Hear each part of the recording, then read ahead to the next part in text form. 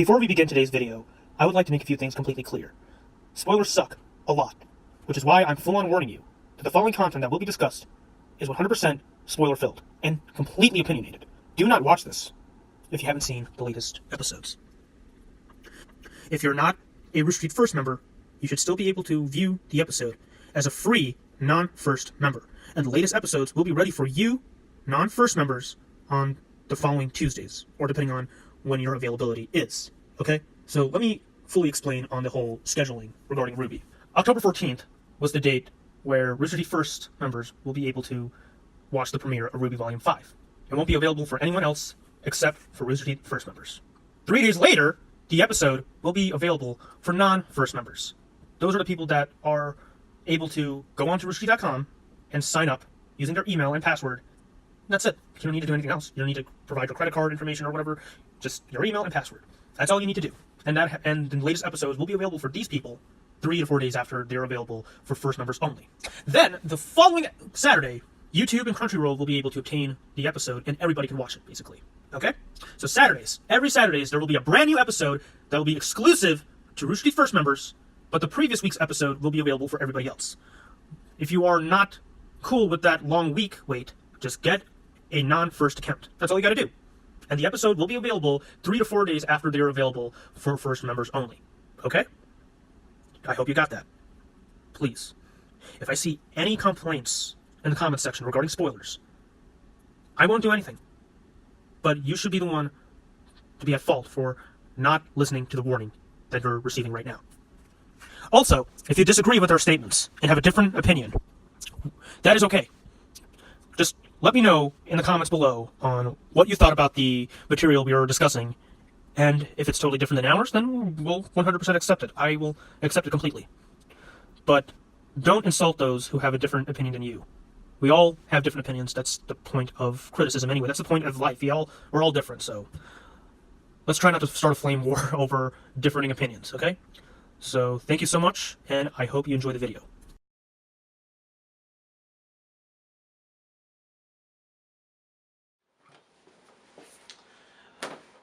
Hello, and welcome back to RWBY.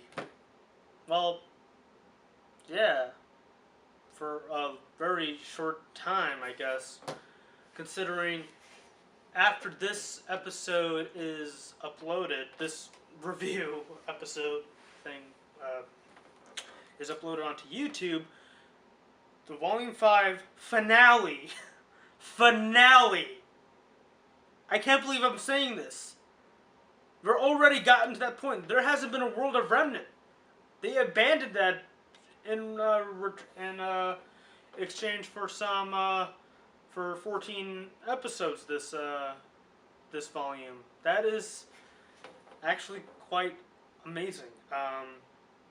Where are my manners? Let me start all over. My name is Raj Chetta. If you haven't seen my videos before, welcome.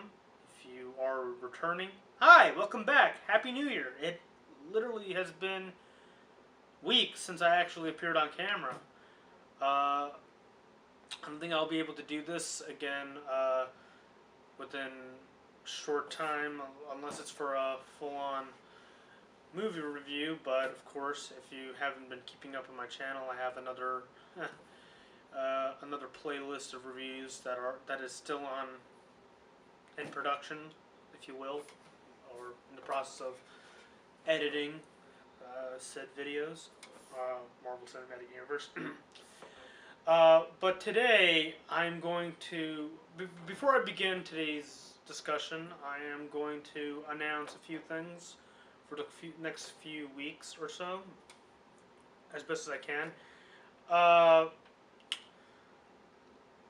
This video, I'm going to discuss chapters 11, 12, and 13, just how I've basically been doing so for the past 13 weeks or something like that. I don't know how long it's been, to be honest. It's still quite amazing, right? But after this video is uploaded, I will have my Thor review for my Marvel Cinematic Universe playlist to be uploaded onto YouTube. And next week, when Volume 5 essentially ends for everybody, literally, my finale review slash overall thoughts on the entirety of Volume 5 as a whole will be uploaded by next week, and I can't wait to talk about everything that has happened, because I can't really disclose a full-on thought process of the actual volume, considering the finale hasn't even been out yet.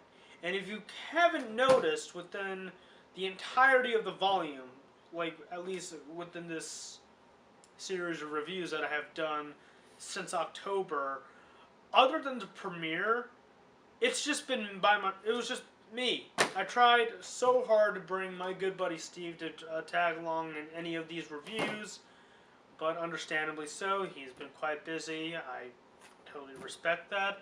But I'm going to try my best to bring him in for the finale.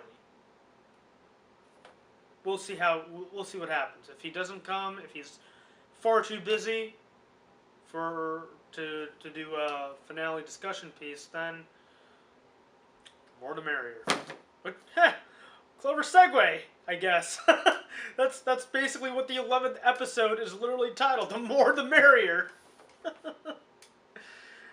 That was not intentional, by the way. Anyway, so yeah, I'm going to be discussing chapters 11, The More the Merrier, chapter 12, The Vault of the Spring Maiden, and chapter 13, Downfall. Oh my god, if you thought chapter 10 was insane, especially with what happened in Menagerie, you haven't seen anything. Literally, this is where everything that has been building up from the very start of this volume, it is filled with nothing but twists and turns, and it's... God, I love these last 3 episodes, and it makes me even more excited for the finale. And mostly scared at the same time, but you get the idea. So let's get started, shall we? I don't want to talk about these, but hey, it's part of the job. Okay, so chapter 11 picks up right where we left off with Crow and the kids, with Yang and Weiss and Ruby and what's left of Team Juniper. They all go to meet up Leo at the entrance of the Spring Vault, I guess. Like, they were told to meet up there because they, according to Leo, they have a plan of attack for Raven, which was actually a double cross, considering Raven was the one that set up this entire encounter. And I had we all saw that coming, let's face it. In fact, there's a lot of moments within these 3 episodes where we kind of knew what was going to happen, but what happens later on we were not expecting. They pull off predictable moments and unexpected moments. It's kind of like a blend of the two, and I kind of like that, to be honest. You know, keeps us invested in a weird way. I don't know if I'm explaining that right. Chapter 11. The More the Merrier. That's what the episode is titled. So Crow and the rest of the kids are heading over to meet up Leo for whatever he was they have a meet up in order to take down Raven. But there's a double cross, and we all kind of saw it coming. In fact, these particular episodes were kind of like a mixture of expecting it and also unexpecting it. Expect the unexpected. There. And this is one of those moments where we were like, yeah, we kind of saw that coming. I mean, we did see Raven talk to Leo, I believe, the previous episode. I gotta look back at my notes. If I did, let me know. I don't remember which chapter, honestly. It's been a long freaking volume. 14 episodes. Don't blame me. Don't. Okay. So, apparently they essentially do get ambushed, but before the ambush partakes, Raven tries to convince Raven that what she's doing is essentially wrong, and that they could get through tough shit. They, like, despite the incredible crap that everybody goes through, they can live through it. They can still do some good despite all that crazy shit. And I admire Ruby's optimism on that. And so does Raven to an extent, which goes to show how complex Raven really is. I can't wait to learn more, even after the sudden revelation that will be discussed later on in this video. She states that you sound like your mother. I mean, let's think about that phrase for a tiny bit, because I still want my Team Stark flashback story arc. You know, I want to know more about Raven, why she is like this, how she ended up the way. I'll explain in a bit, but let's move on from that. I'll get back to the Raven in a bit, okay? So, as soon as she says that, she opens the portal, and blast comes Cinder, Emerald, and Mercury. Hazel comes in on the, he just enters through the door, and that's it. And the entire area is surrounded by White Fang scum. Everything is going to shit. Literally about to go to shit. But Cinder is apparently the voice of reason at this point, because what she is really doing here, not to kill Ruby, though that's her intention, her actual goal is to obtain the relic from the Spring Vault, which we'll discuss in Chapter 12 in a bit, but yeah, one at a time, I'm sorry. So, yeah, Cinder's there, and guess who is pissed off seeing her there the most? None other than our good old Jean Arc, everybody. Now, what's really interesting is a lot of people say that Jean is the protagonist, that he's the show stealer. Where have we seen him do shit this past volume? Other than making a quirk about his, the Vomit Boy quote from Chapter 7, and a little bit from Volume 4, he didn't really, I don't remember him doing a whole lot that makes him a show stealer. If I'm not mistaken, Weiss and Blake have been stealing the entire show from everybody, and that's fair considering they're title characters. So where does this whole Jean is a show stealer, where does that come in? Just because he has a nasty ass fucking grudge against the man who killed his best friend / romantic interest / mentor. Man, Pyrrha has a lot of titles under her belt. Fuck. Come on. He's just a character that's just deeply hurt by this fucking bitch. Yes, I'm calling Cinder a bitch. I hate Cinder. Not because she killed Pyrrha or anything.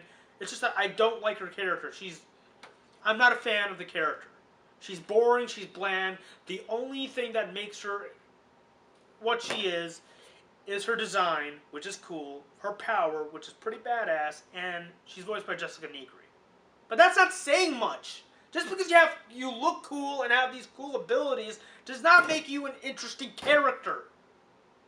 Your actions make you interesting. And so far, Cinder has been just a smug bitch that is just hungry for power and nothing else. There is no other motive. She wants to kill Ruby. I know what she is. She's basically a puppet for Salem. A puppet in which I don't personally like, because she's always giving it that stupid as fuck smug. It's just, ugh. Okay, sorry.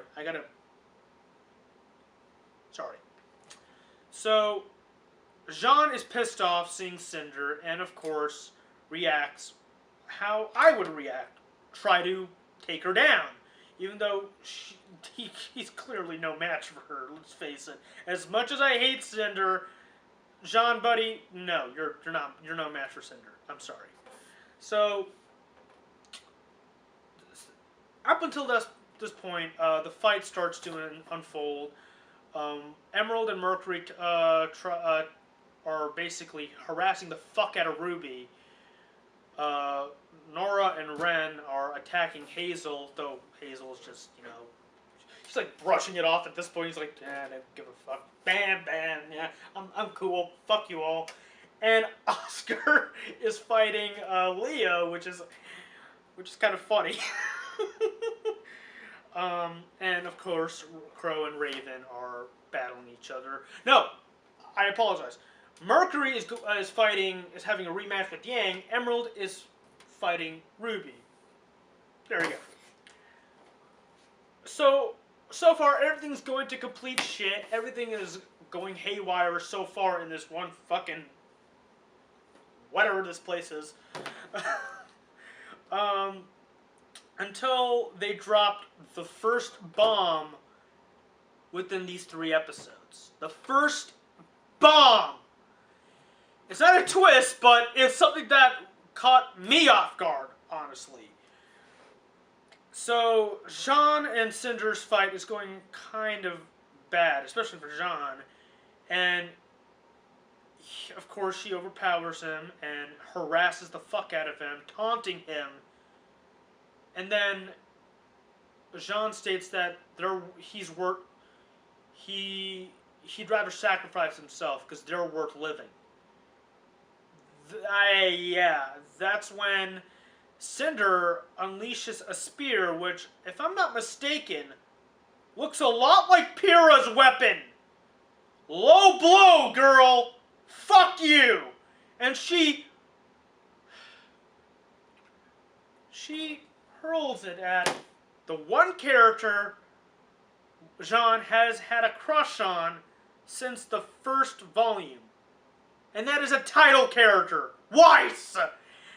Everybody was, like, when this episode came out, everybody lost their collective shit. And understandably so, because everybody, oh my god, this is volume 3 all over again. Things are going to shit, and we got a main character, and in this case, a title character that is possibly gonna bit the dust. But let's face it, if you were to think about this for a brief moment, okay?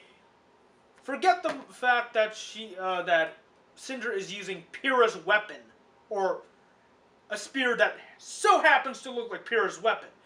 Let's forget the fact that she's the title character, right? She's not critically injured.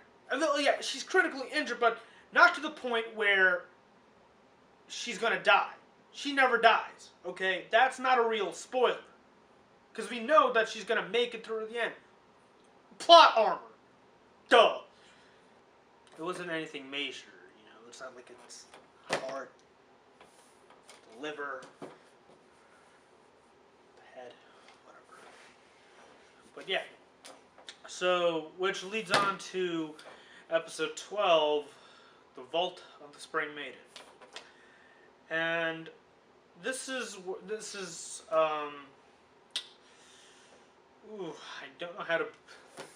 Let's start from the beginning, of course. Weiss is, critically wounded, and John goes to tend to her, while everything else is still going to absolute shit, especially when Hazel finds out through Leo that Osmond is still alive, through Oscar, and he loses his collective shit. And his reaction to Osmond being there, in general, like, most of us knew that there was something more to Hazel than one would expect, but when we find out what he is capable of, what he is truly capable of, Gara Belladonna is, in my eyes, the Black Panther of the, of RWBY.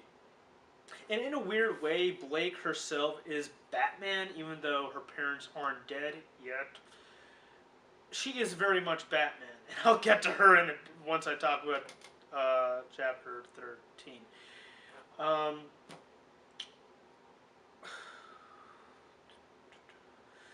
Hazel is literally Bane. If you don't know who Bane is from, the Batman comic books or the TV series or the movies, then you should know what comes up next. He grabs a couple of dust crystals and injects them in his freaking arms, and he becomes Bane, literally Bane. If you don't know, I'll explain it to you, which I'm surprised I had to explain this to you. In the comics, Bane uses this type of venom to increase his metabolism and basically turn him into a big fucking monster. And that's what Hazel is. He's literally a monster. Now, a lot of people are split on Hazel at this point, whether if he's a good villain or a horribly written villain. I am kind of split between the two. I like his character. I like his design. I like his attitude when it comes to most things. But when it came to finding out why he's so calm and collected for the most part, but when he hears Ospen, he loses his shit. And the reason why he has such animosity towards Ospen, to the point where he wants to kill him for what Ospen did to his sister. Now, if I for one learned that my sister was killed off via Ospen, I too would get pissed off. But if it was because she enrolled to Beacon Academy to train as a huntress, and she gets killed off during a training exercise, I'm kind of like, whether if I should still be pissed or understandably mad, but still, I don't know how to feel about that, to be honest. But in this point, Hazel, he loses it. He is completely blinded by rage, despite Oscar trying to empathize with Hazel, and clearly that doesn't go well. And Osmond the entire time is like, kid, let me take over. You're no match for this. And at this point, I agree with Osmond on this one. Kid, shut the hell up. I love how humble and noble you're trying to be, but you're gonna die if you don't transfer your soul for a bit. Okay? Thank you. Aside from that, we finally unveil Jean's semblance. And this was something that, everybody was expecting. Again, it's another example of expecting it, but then there are moments where you're not expecting it. And we were expecting Jean's semblance to be revealed in this episode, and we knew what it was going to be, considering they hinted at it through Volume 1 and Grim Eclipse. If you haven't played Grim Eclipse, I played a little bit of it. It's been a while since I played it, honestly. It's fine. It's a fine game, whatever. But if you haven't played as Jean and looked at his stats, it kind of gave it away. Oh, Jean, you fucking lovable idiot. Anyway, so we find out that Jean can actually heal people. And Ruby goes on over to see what the hell is going on, considering she was knocked out by Emerald after she unveiled she was using her silver eyes and whatnot. I'm kind of upset with the fact that they did not go over her silver eyes at all this entire I understand Volume 4, considering she was on a journey to get to Haven Academy, but I was hoping that in this volume we would get to learn more about Ruby and her unique ability. But we haven't gotten that yet. All we had was just there was that one many chapters ago when they were about to leave for now. Ruby was about to ask Ospen a question, and we were all assuming that it was going to be about the silver eyes, right? Nope, it was if the cane is a fucking relic. Like, come on, Ruby! Are you that... Weiss is right, you are a fucking dolt. Anyway, so she goes to see what's going on, notices that Weiss is... Yeah, she's fucked. But glad to see that Jean unlocked a semblance and whatnot. She looks at everything, she looks at all the commotion. Cinder, Raven, and Vernal go down to the vault, hence the title of this episode. She can't do anything about that. She tries to get Yang tries to get to Raven and those, but essentially gets stomped on by Mercury and Emerald. And Ruby has to go in to try to help her sister out. Badass sisters unite, I guess.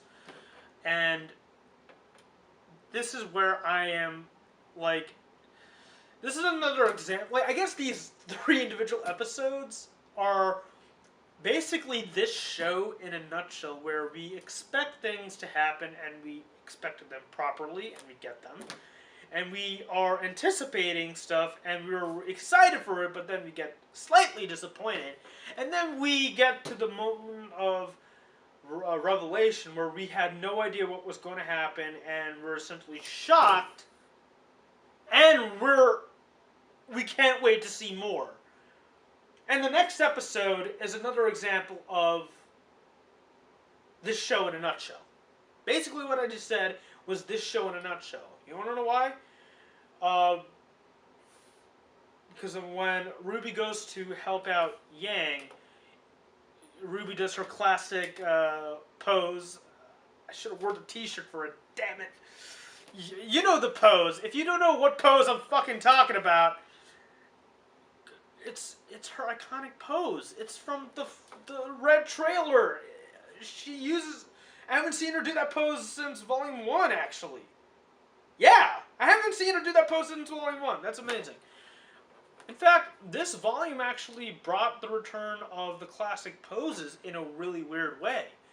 In the Yang trailer that came out, the character show that came before the volume even started, Yang did her classic yellow trailer pose. You know, like from the poster, she does that. I'll have a picture of it right here. And Ruby does her pose, which is also cool. And there's another character that does their classic pose, but I'll talk about that in a bit. But back to Chapter 12, because that pose actually comes in Chapter 13, so there you go. Chapter 12, we go down to the vault, and this place, this is a beautiful setup. The lighting and the arrangement of the visuals are so damn appealing. This is... The concept artists were probably going bonkers creating this damn vault, and it is immensely beautiful. But what happens in this, again, this show in a nutshell, where we expect things to happen, but we're not expecting what is going to be the outcome of this. So Vernal is instructed to go to the vault and open it. Plain and simple, right? But if one would notice, Raven puts on her mask before they start actually walking towards the vault. Now one may consider, why? Why would she do that, right? And then Cinder's being fucking Cinder, you know, being the smug bitch she is. She taunts and does whatever she can. Then when Vernal gets close to the vault doors, almost about to open it, Cinder has a grim arm. What the fuck is this woman? Is she a woman? She's Salem incarnate, basically. Sort of, considering Salem is still alive and doing whatever, I guess. So she essentially grabs Vernal by the gut like that, and oh, that is a terrible way to go, honestly, and tries to obtain the Spring Maiden's powers. And she doesn't, because Vernal isn't the Spring Maiden. Yang's mom is the Spring Maiden. When I don't think anybody, such as myself, and many people in the community, nobody was expecting this. No one at all. This has got to be the best twist I've seen Rooster Teeth pull out since the revelation in season 6. There are 2 revelations. If you don't know, if you haven't seen season 6 of Rivers of Blue, stop watching and go see the show. But you know what? I'm not going to even say the spoiler right now. I respect you to see it yourself. So go see Red vs. Blue. Please. Because that's their best, that's their flagship show. Without Red vs. Blue, there is no RWBY. Think about that. So go see that.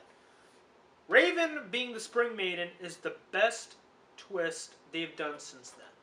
Because, for one, no one was expecting this. And one has to consider that if you watch the previous episodes regarding her in it, her being the Spring Maiden actually makes a lot of sense. If you really get down to it. And once you do get down to it, you can finally start adding up the pieces of Raven's backstory a little bit. Yeah. Which leads me, this is something that, ever since the twist was revealed, this is something that I personally wanted to do since the reveal, right? And, like, this is my personal take on Raven Bronwyn as a character, on who she is, what she is, where she got her powers from. This is my take. If you agree with my statements, I have it written down over here. I'm not going to remember everything I personally came up with, considering this was basically 2 weeks ago.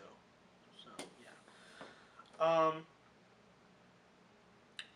Like, I'm not going to mention a whole lot of Summer, despite the fact we have no idea what she is, or we have nothing.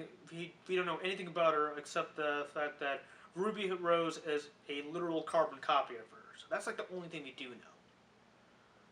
So, with that said, let's begin talking about Raven Bronwyn. I will talk about chapter 13 in a few. But let me first talk about Raven real quickly, okay? So, let's go to the very beginning. About 20 to 30 years prior to the events of RWBY, volumes 1 through now. A couple of twin siblings were entering the grounds of One Beacon Academy. One was an emo-looking boy named Crow Bronwyn, and the other was a raven-colored hair girl who just so happened to be named Raven Bronwyn. They come from a family of bandits, and their original goal was to train, not just killing random creatures of Grimm, but killing off huntsmen that pose a threat to their tribe. That was their original goal in mind. That is until they met 2 other students around their age. One was a tall, blonde-haired, muscle-bound jock with shitty humor named Tai Yang Xiaolong. The other was a small little girl who pretty much looks like our Ruby Rose. Who, the only difference is this girl wore a white cape and hoodie as opposed to the iconic red cape and, you know, the one Ruby wears. After their version of the Emerald Forest Evaluation Landing Strategy, you know, the training thing that Team RWBY did at the beginning of Volume 1, Summer, Taiyang, Raven, and Crow all come together to become Team Stark. At first, much like how Team RWBY was first formed, no one got along. Like Ruby and Weiss's relationship was forged, so was Raven and Tai Yang. You see, Tai Yang was the literal lady killer. You know how Jean Arc was the lady killer? Tai Yang was literally the lady killer. He couldn't stop thinking about girls. But then comes Raven, who literally stole his heart, which was a first for him. At first he tried hitting on her. Clearly, things didn't go so well. It is almost exactly like how Jean was trying to hit on Weiss, if you really get down to it. But yeah, but Tai Yang probably took some advice from either a nearby teacher or Summer. I'm going to say Summer, who at this point is must be pretty annoyed with Tai Yang's crush on Raven, and is actually secretly in love with Tai Yang. Meanwhile, Crow has a crush on Summer. Yeah, this is a crazy love triangle, love square relationship thing. I don't know. So Summer advises Tai to just try to gain Raven's trust, which eventually does work out. And later, Team Stark earns the respective title as most popular team in Beacon history. They're basically Team RWBY at this point, where they finally get along and whatnot. Years later, Team Stark are a team of full-blown huntsmen and huntresses. They become more than just a team, but a family. So much so that Tai Yang and Raven's relationship was so intimate to the point where they would both conceive one baby Yang Xiao Long. My waifu! Yeah. Things did seem to be fine until Osmond gave both Raven and Crow an offer they couldn't refuse. Cue the Godfather theme, whatever. Now, I want to point something out real quickly. I'm aware that you need to be a virgin in order to become a maiden, if I'm not mistaken. Correct me in the comments below. Because I'm not sure whether she got the maiden powers before she had Yang or after. Maybe it was before, but we'll see. The war between Salem and Osmond was still going on. And Osmond needed a pair of eyes on Salem and her work, so he requested both Raven and Crow that he turned them into the famous birds we, the audience, see today. Things were going fine until Osmond decided to grant Raven a much bigger responsibility. And he did it without telling Crow. Well, he did tell him about the maidens, just not what he did to Raven. What a dick. And he, of course, did not tell Raven until eventually Raven found out from Osmond somehow. Let's just assume she flew over and overheard what Osmond said regarding Raven's spring powers. Now, I know what you all must be thinking. Where did the spring maiden powers originally come from? Well, what if someone who was in a similar position to Amber, the original fall maiden, what if that person was critically injured by one of Salem's lieutenants, if you will? Osmond had to extract said powers and give it to Raven, right? In a, of course, sneaky manner, considering Osmond is he's a dick. But, one has to consider how she got her powers, where she got them. I'm still debating on how she got them. Whether if it's similar to how Amber lost her powers to Cinder in a weird way. I don't know how. Let's continue. Like I said, this is just what I wrote down and what I thought. My thoughts on paper. It took me at least an hour to come up with this shit. Okay, I only bring this up because I don't know how. Yeah, I hope they. Yeah, hold on, give me a moment. Yeah. I do hope they elaborate how she got her powers later on, or whatever is going to happen after episode 13, but we'll see. What I do know is her becoming the Spring Maiden was the catalyst of her running away. It is the reason why Yang has such shitty abandonment issues. And it's all Osmond's fault. Why else do you think Raven has such animosity towards Osmond? Why do you think she was wearing that grim mask? To look cool? Yeah, I got this cool ass mask. I'm a badass, you see? I'm like Batman. Well, what's the reason for wearing masks? To hide secrets. And being the Spring Maiden is quite possibly the biggest secret one wants to keep away from. What? Like, she wants to hide her powers from anyone that isn't named Vernal. The only one Raven could actually trust. Or trusted, considering, yeah. When Raven was talking shit about Tai Yang and Crow in front of Yang, she was bullshitting up the ass. She does give a shit about Crow, Tai Yang, Summer, and especially Yang herself. Why else did she seem disappointed when Yang was treating like shit when they first met? At the beginning of the 5th volume. Remember? Like, if you watched their first encounter at the tribe, Raven was like, just like, wants to embrace her in a way, in her twisted way. But she's also disappointed of why Yang really came there and what was the purpose of all that. She was just like, God damn it, I wish she knew the truth.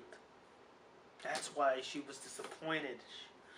Raven regrets everything, and it wasn't even her fault to begin with. Think about this for a moment. Alright? I want you to sit back for a moment and think, how would you feel if you were granted with such a burden? Without even being told until the last minute. I too would run away in hopes of keeping the rest of my friends, family, and offspring safe from evil hands. She and Crow were originally gonna train to kill Huntsman. And Grim, of course, but that's a given. But Tai Yang, and especially Summer, changed all of that. Raven would be a great mom if it wasn't for Salem and Osmond's stupid fucking war. Yeah, that's my theory on Raven. I'm calling it regretful Raven. Maybe it's true, maybe it's not. One will never know. But I guess we'll have to find out the actual truth by just continuously watching the damn show.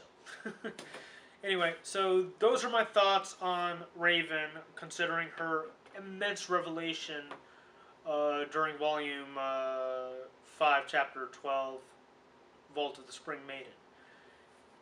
Which leads right into the 13th episode. Oh my god, we're almost done! Downfall, which I am not going to be surprised if Barbara Dunkelman herself came to help come up with the title of this damn episode. Oh god. Downfall. Jeez, I wonder what's going to happen at the end of this episode. Now, unlike the last 2 episodes where it was a mixture of, yeah, we expected this shit, but we were not expecting that, this was kind of different.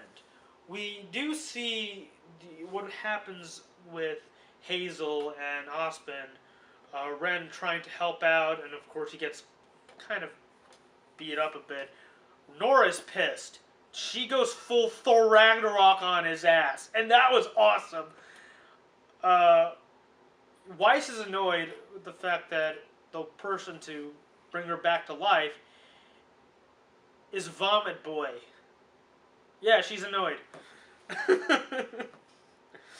And Raven, Ruby and Yang are still fighting Emerald and Mercury.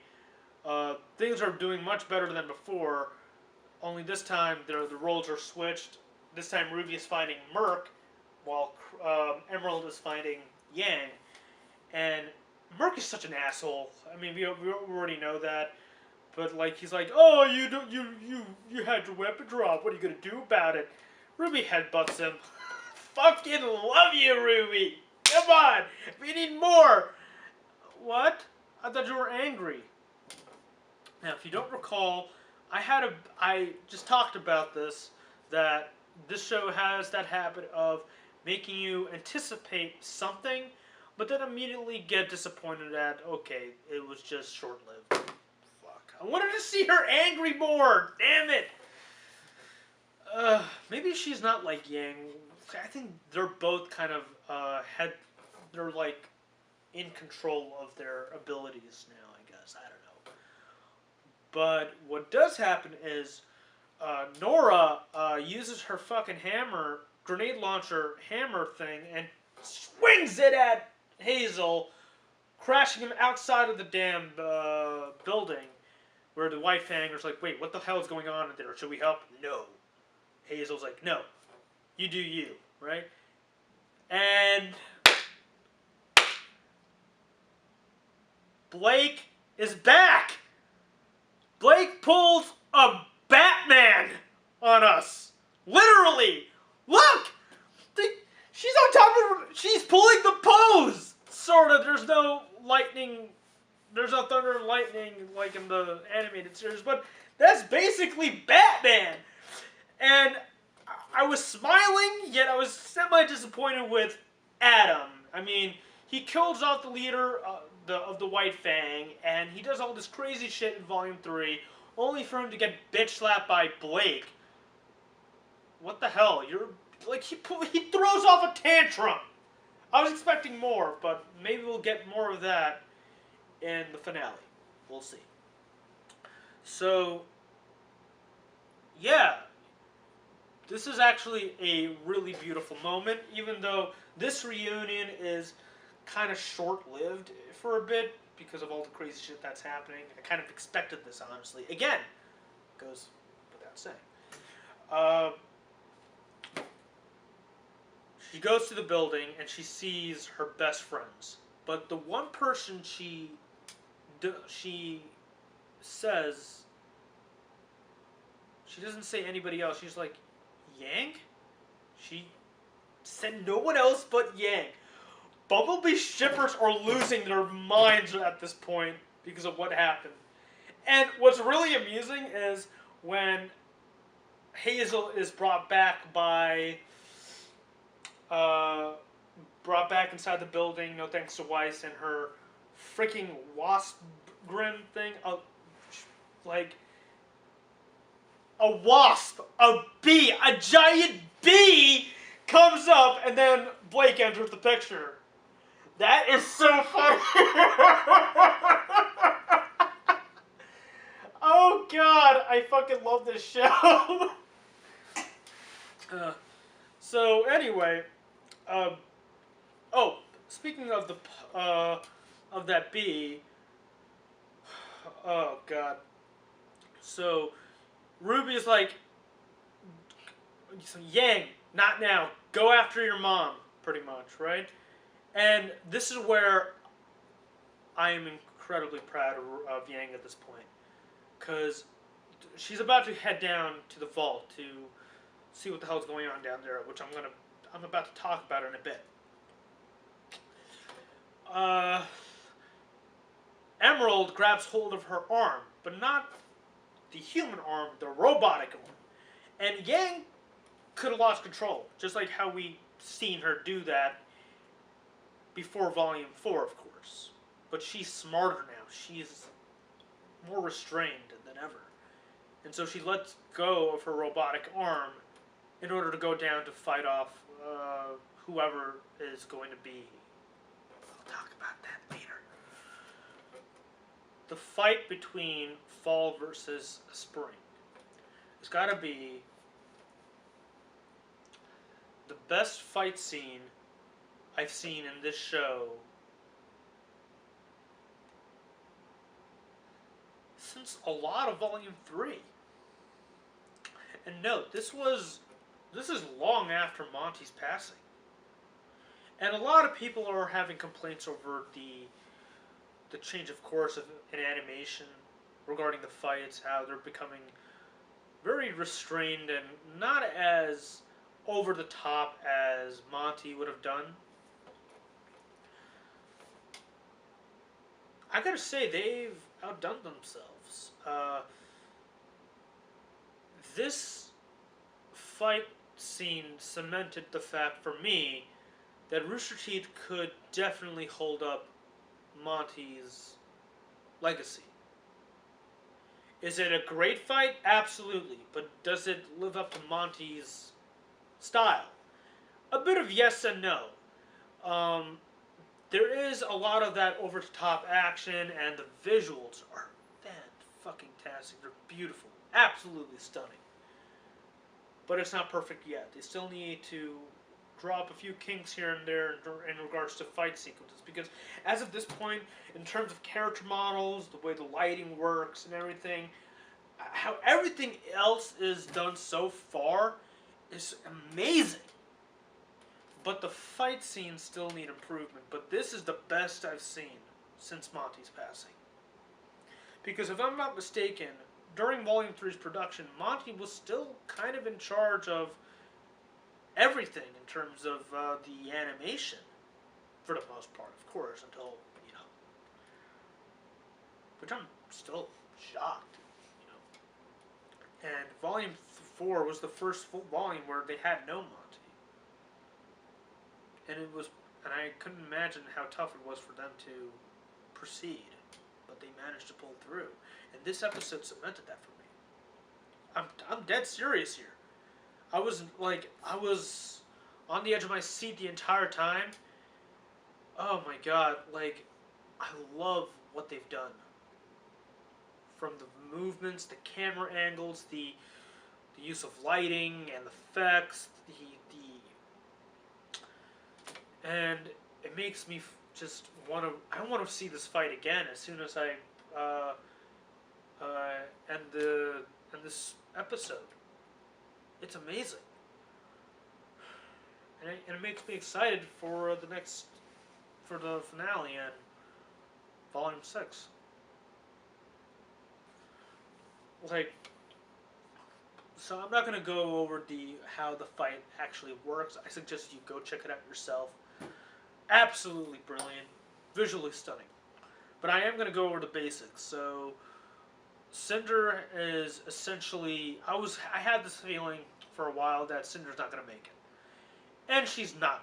And the title of the episode proves that.